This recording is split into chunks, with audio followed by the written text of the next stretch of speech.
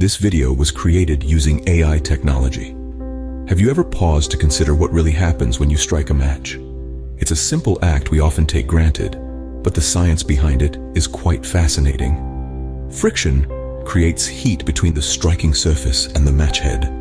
This heat helps break down the potassium chlorate, releasing oxygen. The oxygen then reacts with the sulfur, creating what we know as fire.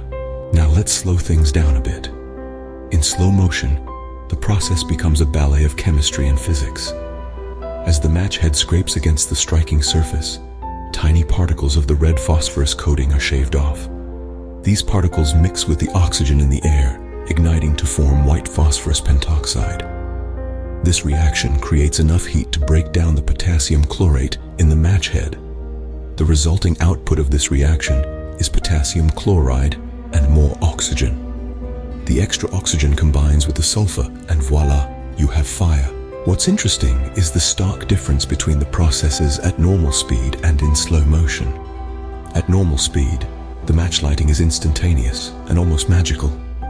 It's a quick flare that's there one moment and gone the next. In slow motion, on the other hand, the process transforms into an elegant dance.